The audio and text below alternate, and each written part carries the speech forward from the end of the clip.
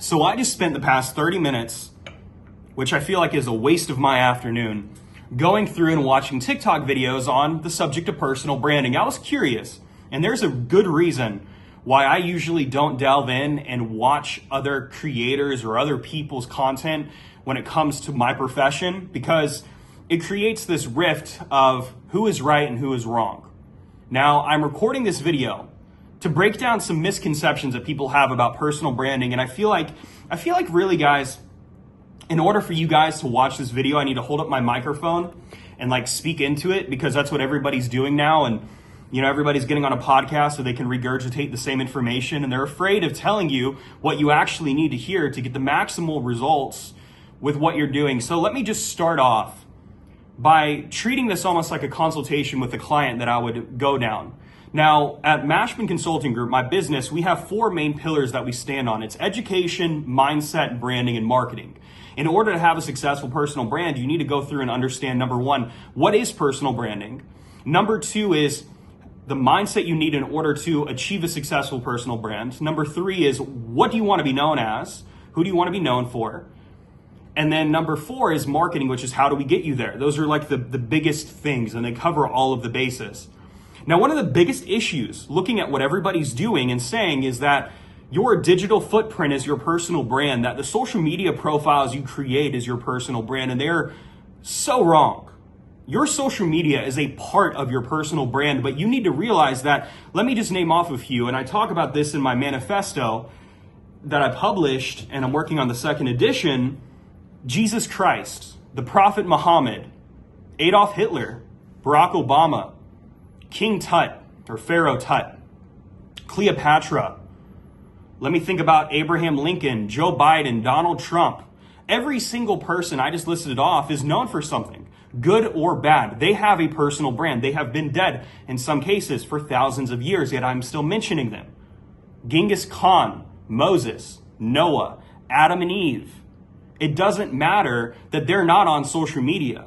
You see, the term personal brand was coined by a man named Tom Peters. He was a massive consultant back in the 80s and 90s, and he mentioned personal branding in an essay that he wrote for Fast Company called The Brand Called You. It's a great read. It's about, I think, 8 pages. You should go through it. And he talks about how high-level consultants, like let's take McKinsey, have very high profit and low overhead because they leverage the personal brands of the individuals that work for them.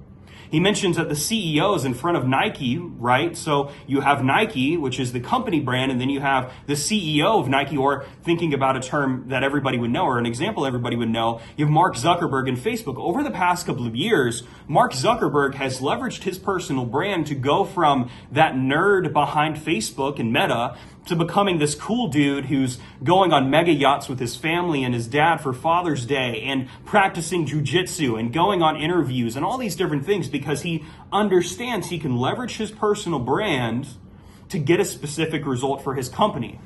But it doesn't matter. He's not the most active person online, but he still has a personal brand. So next time you hear somebody say that your Instagram account is your personal brand, they are wrong. Their reputation, your digital footprint is a part of it, but it is not your personal brand. You are your personal brand. All of your characteristics and your traits. From the moment you were born, you have had a personal brand. Your mom and your dad determined your name, where you were born, the family you were born into, the political affiliation you had, the religion that you prayed to over dinner, and so many other aspects of your life and your story. It's not just, because in 2018 I started a Facebook account or I got on Snapchat. Think bigger than that. Doesn't matter what social media platform disappears tomorrow or what pops up, it's still going to exist. The second thing is this whole mindset thing. People think that you need to get so obsessed with who you are and what you're doing, these things for, and you need to be able to inspire and motivate people, and all of it is just, it sounds like a bunch of filler and a bunch of crap. Ultimately, if you want to have a successful personal brand, you have to have the mindset of the public figure. You have to position yourself as somebody worth following, because you might be an expert, but if you don't portray yourself as such, nobody's going to respect you. You could be a doctor offline, but if people don't know that online, they don't care. They won't listen to you. And if you go and create social media content, like let's say you're a social media agency and you're saying you need to go ahead and do X, Y, and Z things, but you never show your face, people aren't going to be able to connect with you. There has to be a degree of emotional rapport that is established. Rapport is trust. You're building trust with the audience that you're building. And the thing is, in order for you to have a successful personal brand, you have to have opportunities to find you out. You have to do things that verify, leveraging other people's reputations and other people's personal brands, that you know what you're talking about. To give you an example, I was on a podcast a couple months ago, massive audience of 100,000 people, had a great conversation, a great interview, and now I got booked for a speaking event because of that podcast interview and somebody was listening. They viewed me as that public figure, that authority. If I just went ahead and created content on social media, I'm not putting myself out there where I can be edified by a third-party individual. The third thing, which is going into branding, which is who are you? What are you building out your personal brand to be outside of the public figure?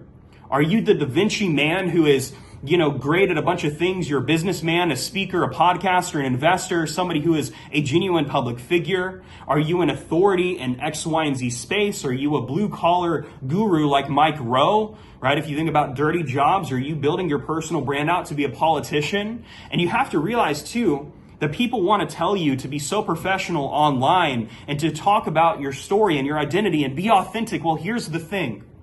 If you're thinking about being authentic, you are being inauthentic because you are therefore manipulating what you are showing or what you are not showing. You're consciously thinking about how you can be authentic. That is a form of manipulation. Not here to talk about that being right or wrong, but I'm here to tell you that that in of itself is inauthentic of you to do. You need to put yourself out there and let the cards fall as they will.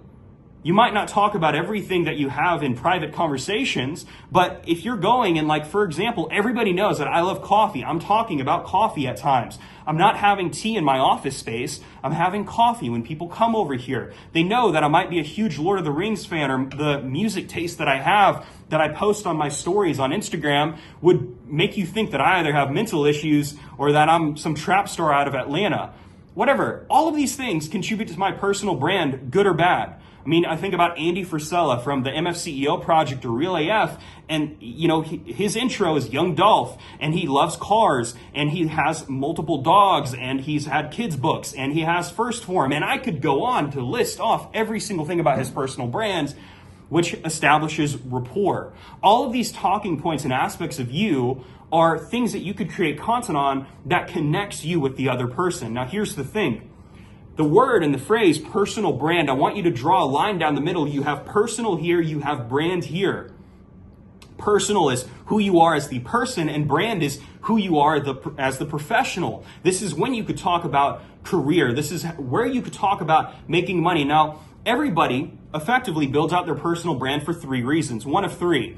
The first one is vanity or ego. They want to build it out because why not? They like the attention. When I was in LA and Hollywood area and with all these creators, there are some people that just wanted to make money and become famous because it felt nice. That's their prerogative. The second thing is making money. They want to build out their personal brand to either be the expert, to have opportunities find them, or so they can make more money. That's great. That, I think, is something that most people aren't even willing to tell you is an okay thing to do. You can build your personal brand as the public figure for the sole purpose of making money. If a business does not provide something of value, the business will not work. So if you're doing something and you're creating content online and you have it paywalled through Patreon or through a subscription model, writing articles, or maybe you're monetizing your social media content, the only way you're getting paid is if it works.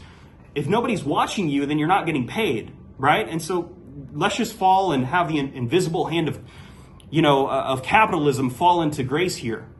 The third reason is to progress a cause forward. Now, you could do and build your personal brand for all of the above, but let's say you're interested in talking about women's rights, or you're talking about a political issue, or you're talking about nonprofit work, or how much you love animals.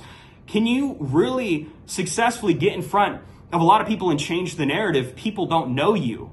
It's the same thing with being the rich dude. The person who goes to church and tithes, who is rich, is able to do a lot more for that church than the person who tithes $5 or $10. This is the fact of life. You cannot beat around the bush and, it doesn't sound as nice or it's not as good. It doesn't matter. This is how the world operates.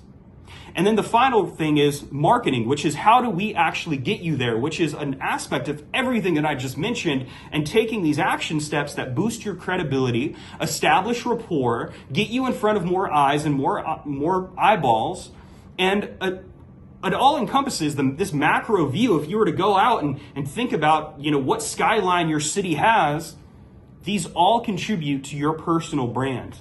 It's not just your social media content. Stop thinking so small.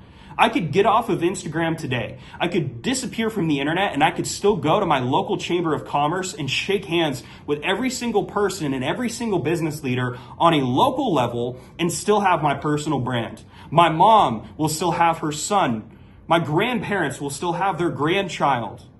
My fiance will still have her fiance. It doesn't matter. My personal brand exists outside of this digital age. And if you can take this approach and think that every single action you do on and offline is effectively contributing or harming to your personal brand, you can go and cut through all of this noise and all of this BS and have a conversation like I am with you. I mean, I'm thinking about Dwayne from Dry Creek Wrangler School. He sits down in videos like this, smokes a cigar, and talks for 20 to 30 minutes, and he has almost 1 million subscribers. You don't have to have some fucking microphone in front of you in order to have a successful personal brand. Yes, you will tweak and you will make investments as you go, but stop obsessing over all of this and trying to sound like everybody else.